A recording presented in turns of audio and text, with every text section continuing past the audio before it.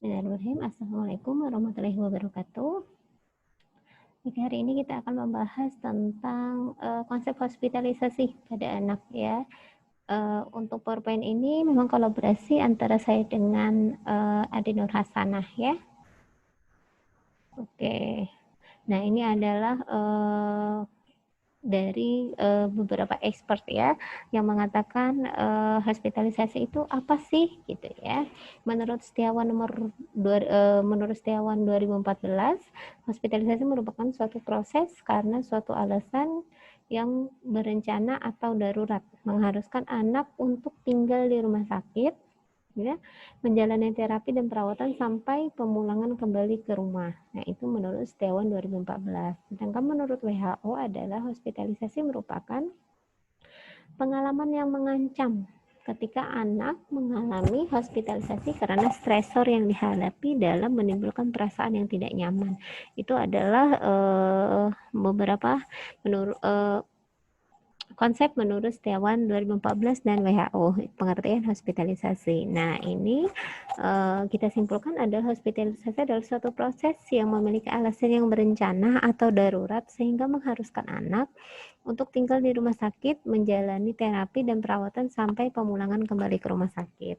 Ini adalah konsep dari hospitalisasi. Jadi pada saat anak itu masuk ke rumah sakit ya, karena memang kondisinya darurat dan mengharuskan atau mewajibkan anak tersebut harus dirawat di rumah sakit sampai anak itu pulang. Nah, awal masuk anak tersebut di rumah sakit itulah yang bisa menyebabkan efek hospitalisasi pada anak. Itu anaknya bisa menjadi cemas dan lain sebagainya, ketidaknyamanan dan lain sebagainya, sehingga anak tidak nyaman pada saat di rumah sakit itu ya, itu yang akan kita bahas.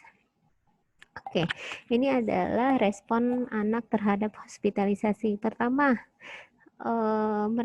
anak tersebut cemas akibat perpisahan ya. Biasanya dia main sama temannya ya, main sama adiknya di rumah, main sama keluarganya, tapi dia memang harus di rumah sakit gitu, yang dia bertemu dengan orang-orang baru ya. Mungkin yang menemani dia, yang boleh hanya menemani dia itu ibu atau ayahnya gitu. Sedangkan dia harus ketemu teman yang baru ya, harus ketemu perawat, dokter ya, tim gizi dan lain sebagainya. Ini yang bisa itu adalah pertama respon anak tersebut pada saat dia masuk rumah sakit ya. Cemas ya. Nah, ini adalah fasenya, yaitu fase protes. Anak-anak bereaksi secara agresif dengan menangis dan berteriak memanggil orang tua, menarik perhatian agar orang lain tahu bahwa ia tidak ingin ditinggalkan orang tuanya, serta menolak perhatian orang asing atau orang lain, dan sulit ditenangkan. Ini adalah fase protes pada anak, gitu ya. Jadi, anak tersebut pasti yang selama ini memang dia jarang nangis ya, pada saat masuk rumah sakit dia jadi cengeng dan lain sebagainya, dia tidak ingin sama sekali ditinggalkan orang tuanya ya, misalkan orang tua misalkan dia harus ngambil obat dan lain sebagainya, atau orang tuanya ke kamar mandi dan lain sebagainya, anaknya pasti menangis gitu ya. Terus anaknya pasti sangat sulit kita dekati kalau awal gitu ya, karena dia cemas ya, dia tidak nyaman dengan tempat yang baru ini gitu. Contohnya kita saja, makanya kita melakukan pendekatan pengkajian terhadap pasien anak itu susah gampang ya gitu, karena pasti pertama akan ada penolakan ya.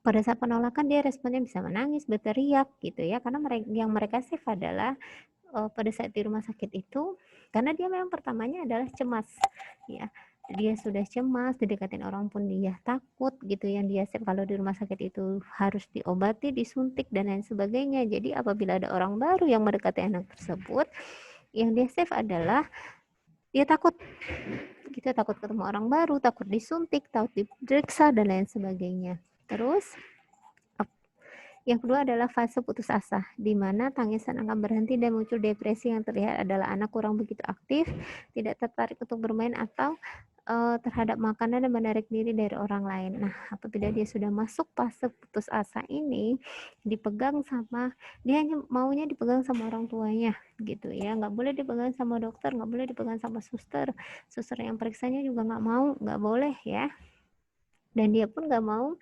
padahal misalkan temannya ada di sampingnya gitu ya, sama-sama dirawat di rumah sakit yang sama gitu, tapi dia nggak mau ngobrol, hanya diem aja ya, dan nggak mau makan juga, nggak mau ngobrol sama temennya. Itu adalah anak tersebut sudah masuk ke fase putus asa.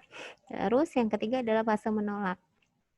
Fase penyangkalan di mana anak tampak mulai menyesuaikan tertarik pada lingkungan sekitar, bermain dengan orang lain meskipun perilaku tersebut dilakukan merupakan hasil dari kepasraan.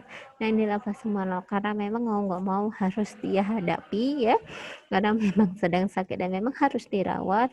Jadi anak tersebut sudah mulai menyesuaikan diri ya, mulai tertarik dengan lingkungan sekitar, bermain dengan orang lain, sudah mau diajak ngobrol sama perawatnya ya, meskipun perilaku tersebut dilakukan merupakan hasil dari kepasrahan. Jadi karena dia sudah tidak ada lagi yang bisa dilakukan, jadi mau nggak mau dia harus tetap dirawat di sini, mau nggak mau dia harus ngobrol sama dokternya, sama perawatnya dan lain sebagainya gitu ya, walaupun sebenarnya itu adalah hasil dari kepasrahan anak tersebut gitu.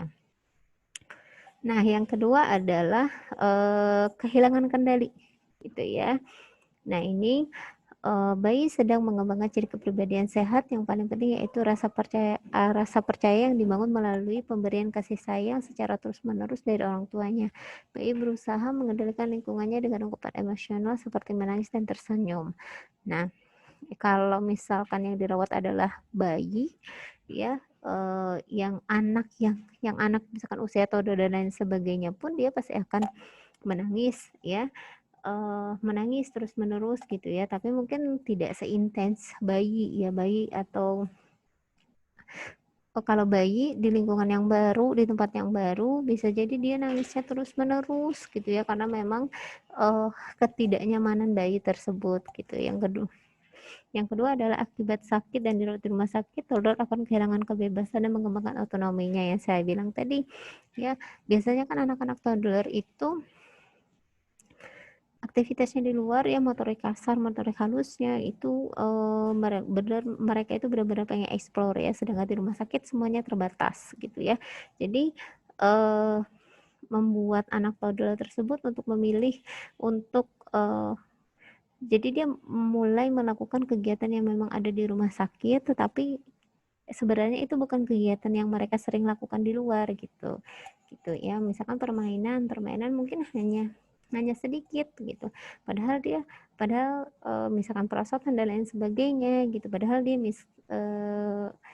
puzzle dan lain sebagainya, misalkan menggambar dan lain sebagainya, ini bukan usia saya kok gitu ya. Kalau anak-anak toddler ini usia punyanya dedek bayi gitu, bukan untuk usia saya. Nah, itu yang membuat mereka kehilangan kebebasan pada saat bermain gitu ya. Itu juga yang bisa menyebabkan mereka terjadi efek hospitalisasi pada anak tersebut. Terus anak usia prasekolah menerima keadaan masuk rumah sakit dengan rasa ketakutan, itu pasti ya. Jika anak sangat ketakutan, ia dapat menampilkan perilaku agresif ya, dari menggigit, menendang, bahkan berlari keluar ruangan. Nah, ini kalau anak prasekolah ya. Sebenarnya anak prasekolah ataupun anak toddler juga perilakunya juga hampir sama ya. Apabila misalkan mereka takut dan lain sebagainya, mereka berteriak, ya bisa jadi memukul orang tuanya, perawat atau dokter yang mendekati mereka, walaupun kita hanya melakukan pengkajian gitu. Itu adalah respon dari mereka gitu ya, karena mereka sangat ketakutan. Terus banyak rutinitas di rumah sakit seperti kesan menggunakan pispot, ketidakmampuan memilih menu. Nah, ini karena memang harusnya misalkan di rumah mereka bisa memilih makanan, mau makan ini gitu ya. Sedangkan di rumah sakit mengikuti makanan yang memang disediakan oleh rumah sakit dengan rasanya pun juga berbeda dari masakan di rumah gitu ya. Biasanya anak-anak entah toddler ataupun anak prasekolah lari-larian gitu ya, sedangkan di rumah sakit itu memaksakan dia untuk harus berbaring ya, biasanya menggerakkan tangan pun bebas, tapi ini harus dipasang infus dan lain sebagainya gitu ya. Bahkan ada yang menggunakan kursi roda atau berangkar. Nah, itu menyebabkan memaksa mereka untuk mengikuti rutinitas yang memang mereka tidak sukai gitu. Nah, ini adalah dampak dari hospitalisasi pada anak ya. Gangguan emosional. terkait dengan lama dan jumlah masuk rumah sakit dan jenis prosedur yang dijalani di rumah sakit. Hospitalisasi berulang dan lama rawat lebih dari 4 minggu dapat berakibat gangguan di masa yang akan datang. Nah ini adalah gangguan emosional karena mereka sudah lama, biasanya kan tergantung dari penyakitnya ya. Kalau misalkan ada yang 3 hari, 4 hari dan lain sebagainya. Dan ada juga yang memaksa anak tersebut untuk setiap hari dia harus ke rumah sakit gitu ya. Ada yang memang seminggu 4 kali, 3 kali untuk anak-anak kemoterapi dan lain sebagainya. Nah itu juga bisa mengakibatkan gangguan emosional pada anak tersebut. Misalkan gini, harusnya dia masih pengen main sama teman-temannya, ternyata hari ini adalah jadwal kemoterapi yang memaksakan dia harus ke rumah sakit gitu ya. Harusnya anaknya tersebut harusnya dia bisa mengungkapkan apa yang dia saya nggak mau ke rumah sakit dan lain sebagainya, tapi karena memang jadwal kemoterapi itu wajib dan lain sebagainya, jadi anak tersebut memang harus mengikuti gitu ya. Terus yang selanjutnya adalah gangguan perkembangan. Dampak negatif ini adalah salah satu dampak dari hospitalisasi juga ya. Nah bahkan seringnya anak yang memang dirawat di rumah sakit itu bisa mengalami gangguan pada motorik kasar pada anak. Yang saya bilang tadi, misalkan anak usia toddler, anak usia prasekolah yang mereka memang lagi menyukai atau mengejar motorik kasarnya ya. Tetapi apabila mereka sudah dirawat di rumah sakit, memaksa mereka harus berbaring ya. Hanya di ruangan itu saja, mereka keluar hanya dalam satu ruangan itu saja, nggak boleh kemana-mana, nggak boleh lari-larian di lapangan ya, nggak boleh main ke taman dan lain sebagainya gitu ya. Itu memaksa mereka untuk tetap berdiam diri di ruangan tersebut sehingga bisa mengakibatkan gangguan perkembangan pada anak. Nah, ini adalah peran orang tua terhadap hospitalisasi pada anak ya. Orang tua mampu menjalankan perannya dalam pemenuhan kebutuhan personal hygiene, pemenuhan kebutuhan nutrisi, membantu dan mempermudah perawat dalam melakukan asuhan keperawatan pada anak, pemenuhan psikologis ya, memberi dukungan saat anak menerima tindakan medis dan pemenuhan kebutuhan spiritual. Nah, dalam konsep inilah dibutuhkan yang kemarin kita bahas, yaitu family center care gitu ya. Apabila FCC ini memang sudah berjalan dengan baik ya, itu akan meminimalkan efek hospitalisasi juga pada anak gitu ya. Tindakan yang bisa dilakukan untuk menenangkan anak tersebut, pasti anak itu paling nyaman sama orang tuanya, sama keluarganya gitu ya. Dengan cara memeluk, mencium atau berbicara pada anak, ngobrol ya gitu, dan memberikan dukungan kalau misalkan kita harus semangat dalam kondisi sakit ini, nanti kalau kita sudah sembuh kita pulang, jadi harus semangat, harus makan yang banyak gitu ya. Itu adalah bentuk dukungan dari orang tua. Nah sebenarnya kita sebagai tenaga medis pun terbantu apabila FCC kemarin itu memang sudah dijalankan gitu ya. Kita beritahu orang tuanya terkait makanan yang boleh dimakan dan tidak, kegiatan apa saja yang dia bisa lakukan di sini gitu, apa saja yang bisa dia lakukan untuk meminimalkan efek hospitalisasi itu. Nah itu bisa kita diskusikan sama orang tuanya.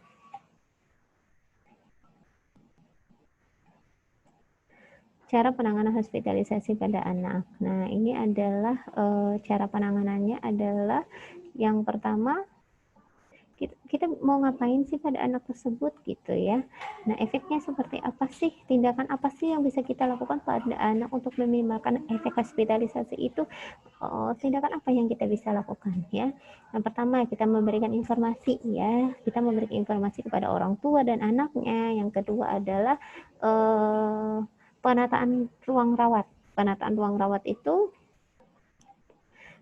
misalkan kalau di ruang rawat dewasa itu catnya hanya putih, coklat dan lain sebagainya, tapi kalau di ruangan anak itu banyak gambar ya, ditempel stiker-stiker ya yang memang itu disukai sama anak. Misalkan ada Power Rangers, ada Princess ya, ada kuda poni dan lain sebagainya. Itu pun meminimalkan efek hospitalisasi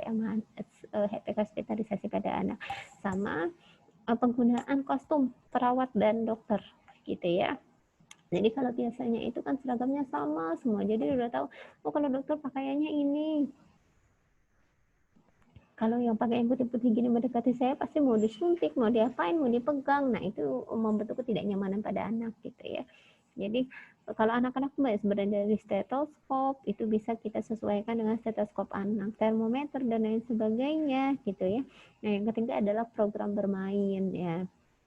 Nah program bermain ini adalah terapi bermain yang bisa kita lakukan yang kemarin sempat dibahas ya. Sebenarnya sangat jarang sekali rumah sakit yang memang bisa memfasilitasi dengan penuh untuk terapi bermain ini karena lebih banyak fokusnya ke pengobatan secara fisik anak tersebut gitu ya. Goalnya adalah anaknya itu sembuh secara fisik gitu ya, bukan fisikisnya gitu. Dan sangat jarang sekali misalkan mungkin ada tapi sudah banyak maksudnya rumah sakit yang memang memfasilitasi tempat-tempat bermain pada anak dalam satu ruangan tersebut gitu ya. Tapi kadang tempatnya ada tapi tidak digunakan ya gitu, kurangnya maksimal penggunaan dan lain sebagainya, kurangnya terapi bermain di ruangan anak tersebut gitu ya. Oke, ini yang saya jelaskan ya terkait informasi. Nah, kita jelaskan kepada orang tuanya terlebih dahulu gitu ya terkait tindakan yang akan dilakukan, informasi yang akan dilakukan gitu. Terus kita baru jelaskan ke anaknya gitu ya dengan pendekatan antar FCC tadi, insya Allah punya tindakan bisa dilakukan. Bu, kalau misalkan anaknya pada saat kita mau infus ternyata anaknya ngamuk ini dan lain sebagainya, kita lihat lagi dia butuh tenang dulu ya. Kita minta bantuan orang tuanya gitu ya. Jika memang orang tuanya tidak mau membantu, tantangannya lagi adalah mungkin orang tuanya bisa membantu, bisa dengan memberikan pelukan dan lain sebagainya, meyakinkan dan lain sebagainya gitu. Dan ada juga orang tua yang memang nggak sanggup lihat anaknya diinfus, diambil darah dan lain sebagainya. Nah, peran kita sebagai perawat lah yang menggantikan orang tua di situ pada saat tindakan tersebut gitu ya. Kita beri pelukan dan lain sebagainya gitu ya untuk supaya anaknya bisa tenang gitu. Kita berikan mainan dan lain sebagainya, kita alihkan dan lain sebagainya. Bu, dia masih menangis, wajar ya, jangankan anak ya, kita aja ditusuk sakit sama kan pasti juga kita akan menangis gitu. Oke, terima kasih. Ini adalah penjelasan untuk hospitalisasi pada anak.